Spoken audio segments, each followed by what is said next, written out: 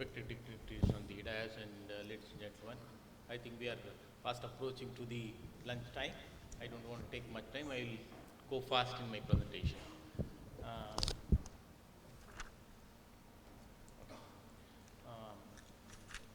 Dear friends, I think today climate change is a pressing concern for all of us.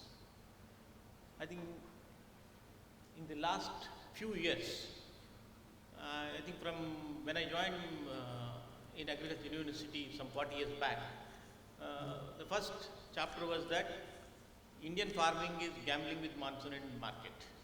But today, still market to some extent we have addressed, but suddenly the monsoon or climate has become a major deciding factor.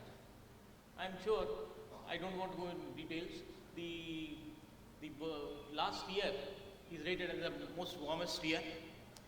I think current year February month is supposed to be the warmest day, and you have wildfires, El Nino phenomenon, and recently we have seen Michan cyclone which has impacted, causing devastating effect in Andhra Pradesh. I think the impact is very clear. Directly it has impact in terms of physical and phenotypic changes. It has impact on soil fertility, irrigation availability is getting challenged, and floods, drought and rising sea level, these are the direct impact. Of course, the indirect impact all the industries of agriculture are facing, we are also facing in terms of increased cost of production, increase in food prices, demand supply disruption, and suddenly when there is a demand we don't have enough tobacco to export, and of course health challenges to the worker. What is the response to this type of climate change? I am sure the world is taking seriously. There are many new interventions are happening in the form of driving climate science-based actions and promoting sustainable and responsible business practices, improving traceability and accountability for all the companies and organizations. All these things are emanating from the various global goals of UN goals, ESG ratings, reporting frameworks and regulatory frameworks. In the current year, we are talking about a lot of focus on the achieving net zero in terms of decarbonization plan. All the governments, all the organizations, including the major tobacco customers from the world who are the premium customers, they have already committed for net zero target by 2050, and which also driving all the suppliers who are exporting from India to prepare their own decarbonization short-term and long-term target under the SBTA flag guidelines, and we are also we have prepared the plan, and it is getting a lot of attention. I think recent COP28 also, which was signed by 134 countries, the focus is on what we can do on addressing the climate change and what sort of intervention we can do in terms of both mitigation as well as adaptation packages. So, like any other crop, even tobacco industry also, we are looking at how to make this tobacco crop production sustainable. What we can do, especially in the backdrop of the climate. I'm sure this is I think few days back I have taken this photograph in NLS area. I think this is what it is showing what is happening. Suddenly, from a stage of El Nino, where we were completely preparing, entire crop planning was on how to face the drought, how to conserve the moisture. Suddenly we have entered in a place where the area received 200 to 250 mm rain in 2 hours time. That's where it is. Okay, it is challenging all the technologies so far what we have, it's a big challenge. That's where the farmer is asking, sir, can we have a variety which can withstand this type of water stagnation? Today we don't have answer, but certainly we need an answer for this. I think when we analyze in the last 5 years, actually this is an actual experience, sir. There's no theory and technicality in this. In the last 5 years, when we analyzed the 2 major crops in Andhra and Karnataka, in Andhra, 4 years out of 5 years, either there is a drought or there is an excess rain.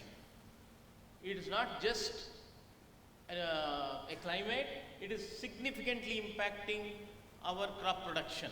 So when we say that crop production means we are losing the opportunity to export, whereas the farmer, after spending considerable money, he is losing the crop. He is losing the revenue. It has happened in Mysore also. Again, you can see out of 5 years, 3 years, there are 2 years of excess rain, there is 1 year of drought. The situation is further getting complicated by we are planning, we have a plan how to face the drought, how to face the excess rain also. But the one more yakar is coming here in the form of extreme weather event.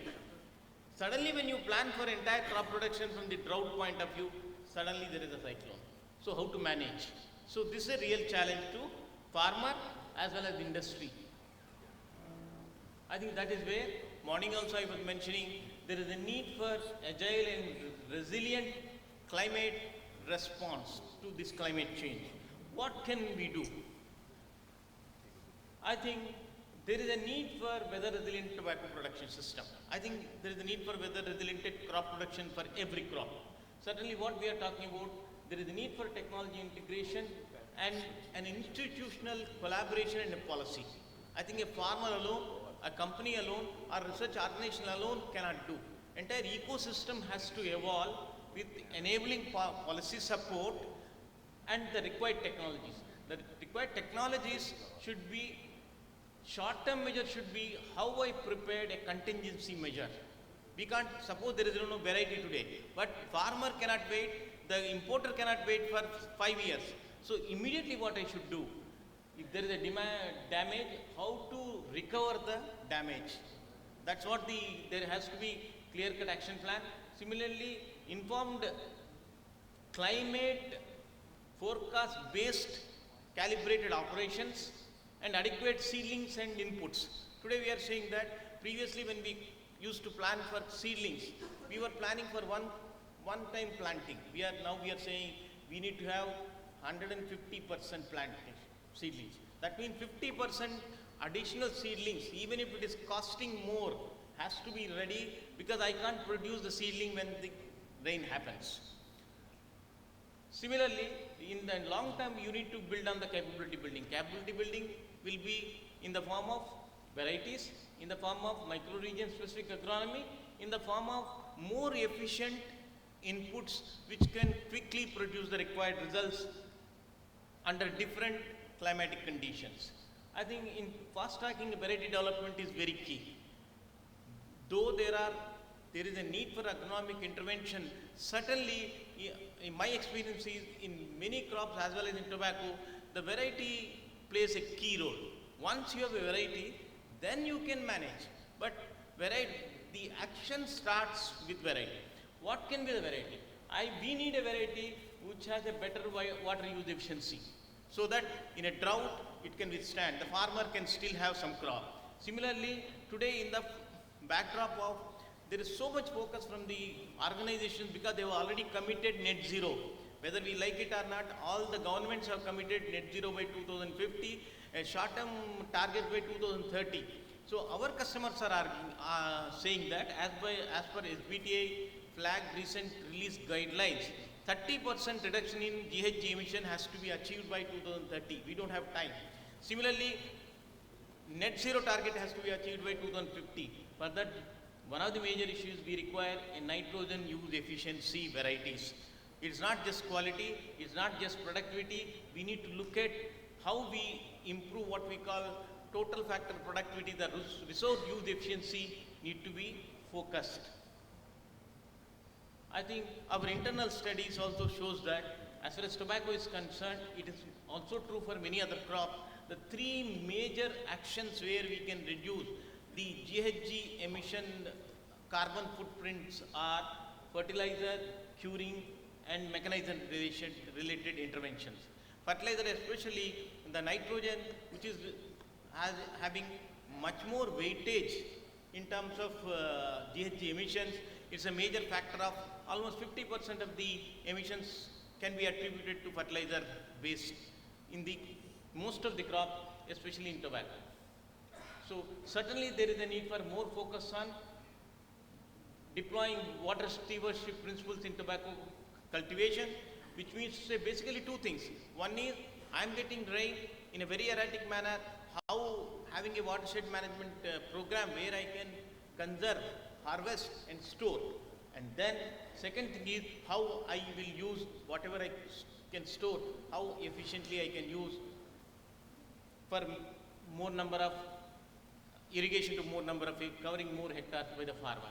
Similarly today, after net zero, now one more area is getting as part of the ESG framework is that today again companies, organizations, countries and buyers are asking that promote net positive. There is a greater focus on the biodiversity. There is a need for entire ecosystem need to be managed. There is a need for regenerative agricultural practices. Similarly, the same thing applies to tobacco. There is a need for conservation of the natural resources as well as habitats. These are the now clear-cut demand backed up by the need for complete custody of crop and complete traceability, and which can withstand third-party scrutiny. I don't want to go into details. Previous speakers have already highlighted. Certainly, there is a need for precision agriculture. There is a need for digital technology, big data analysis. How we will ultimately, there is a data, it needs to be analyzed and it needs to be given customized crop advisory to the farmer where he can act upon. Otherwise, the entire data will not be put to use. Coming to specific to tobacco industry, I think enabling policy environment, I'm sure one way we are very happy that tobacco industry has an excellent public-private producer partnership where there is a tobacco board from the government of India providing the required policy framework, a platform where all the stakeholders can interact together and with a win-win outcomes. We are happy that we have CTRI with us. I'm sure the required technology is already, Dr. Seshmadhav sir has already shown what the CTRI has done, and I'm sure these new interventions also they have started working. We have MOU with CTRI. I'm sure we will be in a position to quickly introduce many more technologies to meet this challenge. And the tobacco industry is geared up. The farmers are appreciating. They're only saying, sir, requesting us, please give the required technology. So the gap is certainly, because the goalposts are changing. Not that there was no technology given, no variety given. It was given, but the goalposts are changing. The context is changing. We need to further reinforce the technology requirements of the farmer so that there is a clear-cut response to the climate change, both in the form of mitigation of the climate change, one side, and adaptation technology for the farmer so that he can withstand the impact of the climate, still get a crop so that we can have the higher exports and farmer will have the continuous returns. Thank you.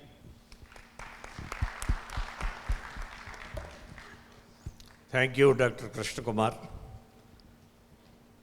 I